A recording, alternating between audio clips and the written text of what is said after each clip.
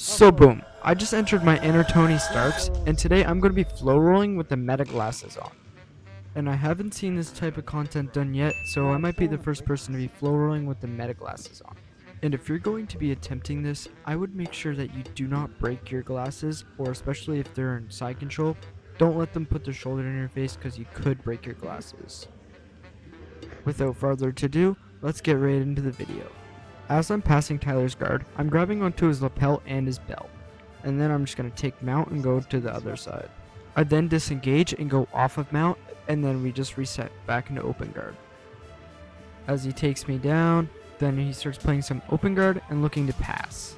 One thing I really like about flow rolling is when you can practice so much technique.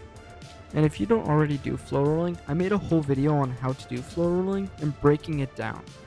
I have control of Tyler's lapel, and I'm looking to play some De La Riva guard. Tyler then steps off to the side and gets in the inside saddle, working on some sort of knee bar. And then I try to sit up and get out of this position, but he's able to just take my back, which was kind of a stupid decision by me. So I go over to the one side where his bottom leg would be, and I just sit over top of his leg, so I'm able to free my back to the mat and get out. If your guard passing sucks, you're probably missing this tip. Typically, when you're really bad at guard passing, it's because you're not doing the angles beat frames. So if your opponent is on bottom, you want to create an angle that is going to beat their frames. So if you're defending, you're most likely going to be framing to defend anything or any position that your opponent is trying to do. So if you create an angle on your opponent, then it'll completely destroy all their frames and you'll be able to pass. This is what leveled up my passing game, as I implement this in any time I'm doing a guard pass. I try to be as creative possible by making different angles that will beat the frames. And then Tyler enters in single leg X, and from single leg X, he's able to do a lumberjack sweep and knock me over. And from the lumberjack sweep, he starts entering onto my ankle from the other side, so I'm able to just kind of come up and try to go on knee on belly or grab mount. So bro, if you're enjoying the video right now, if you could please hit like, share, subscribe. All this is super helpful as we are on the road to hitting 1K on YouTube. Back to the roll, I give Tyler some back exposure and Tyler's able to take my back. But the only bad thing about being in POV is when my back is taken, you can't really see anything except what I'm looking for straight ahead. Tyler then decides to be nice and lets me escape. And then I try to go for a step over pass into inside saddle so I could work on a knee bar. But this is a flow roll, so we're not actually submitting. And then Tyler's able to come up on top and grab side control where my back is exposed to him, so I'd be really in danger here. But then I hear a voice from the skies. It was Hoist Gracie telling me to grab his lapel. And then Hoist Gracie was right as I go for the scissor sweep and I knock over Tyler.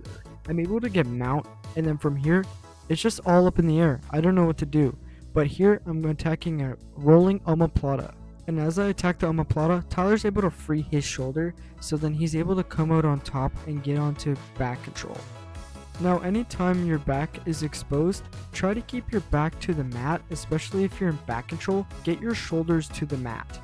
And anytime your back is exposed, try to get your butt to the floor as quickly as possible, or try to return to a guard rather than them having your back. Because it's much better to play a bottom than just to get your back taken and then you having to escape back control. Back control is one of the hardest positions in Jiu Jitsu to escape. And if you're having trouble escaping, it's probably because you're not putting your back to the floor when they have your back.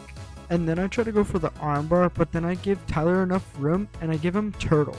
From the turtle here, I try to do a wrestler sit out, and as I wrestler sit out and turn, Tyler's already in open guard, so I could not get his back.